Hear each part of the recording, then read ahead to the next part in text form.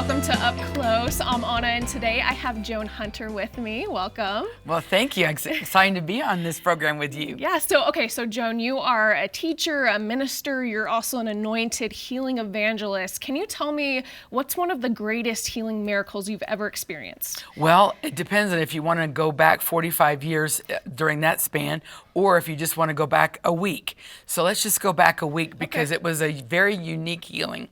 I pray for people in regards to their back and in the area of trauma and so forth. So this lady came to me and she had a very heavy machine, several 1,000-pound machine fall on her 22 years previous.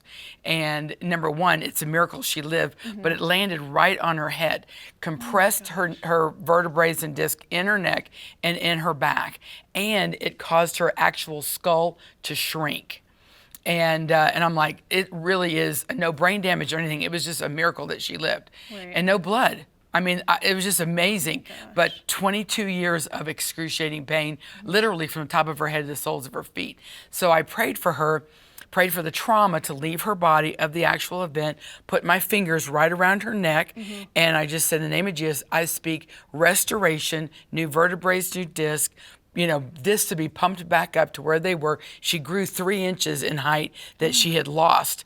And so, it doesn't hurt to ask God. Right. So I put my hands on her face area and I said, Father, I thank you for restoring the skull to where it was. And the whole entire skull just went.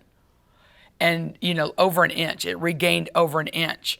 And that was the wildest thing. Everybody around was just screaming. I was screaming. Right. And she was like totally speechless. But that was just, and then the most exciting part is that there was no pain after so many years. That's so cool. That's just one in the last couple of weeks. I'm sure you've seen a lot. Yes. And I'm sure you have a really busy schedule. So what's one of your favorite hobbies? Hobbies. That's like hobbies. One of my favorite hobbies. I love getting on the airplane, going somewhere and having miracle services. That's the greatest hobby pretty much because that's just what my life is. And I honor God for that call on my life. And but I have 7 grandchildren, 4 daughters, and not necessarily in that order. But they said, well, would you rather have grandkids first or children? I said, I'll still take my children, my girls first. And but I love getting together, spending time with them, going here and going there, and taking them out to eat in unique places. It's very kid friendly. Sure. And then taking them on rides, and and God has blessed me that last year I was able to actually take us all on a family vacation. Oh, cool. Besides just going to somebody's house. Yeah. We actually went on a vacation and went to theme parks, and and they're all saying, when are we going to go see so and so again, or which was one of the rides. Right. So even at 2 years old, it's left a lasting impression of and what's so neat is that my daughters and their husbands have their own rooms.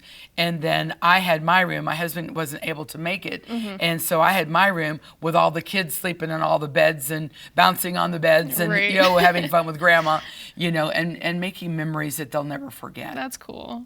All right, last question. Who is your favorite woman in the Bible? Well, a lot of them in particular. Too bad that Marilyn's not in the Bible because she'd be right up there, or my mom, or different things like that. But in the Bible, Esther is. She's one of mine because she was, she studied and prepared herself, not necessarily book study, but she did everything she could to present herself to the king for that one moment in time.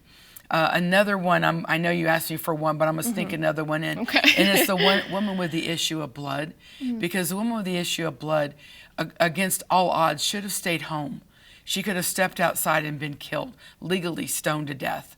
But she was determined. And as an example, in the Bible, 3 of the Gospels out of 4, that means it's a very important story. Right. She was determined. She spoke. She confessed. If I but touch the hem of his garment, I'm going to be made completely whole. And she had to get out of her comfort zone. Comfort zone's kind of like a place where people go to die. And so they go in there and they get out of it. She got out of the comfort zone, out of the comfort of her home, was willing to risk her life to go through the 12 guys that were protecting Jesus, to touch the hem of his garment. She was made every whit whole. Body, new female organs, stopped bleeding, blood transfusion. Her mind came back because she had the proper amount of blood in her body.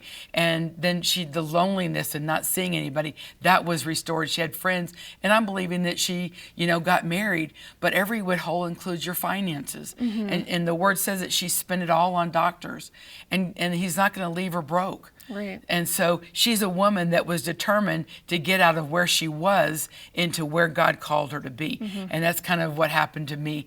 Even though I didn't have a physical issue of blood, I had a broken heart that was a bleeding heart, so to speak. Right. That's a good one. And Esther, of course, is my favorite Yes, too. yes.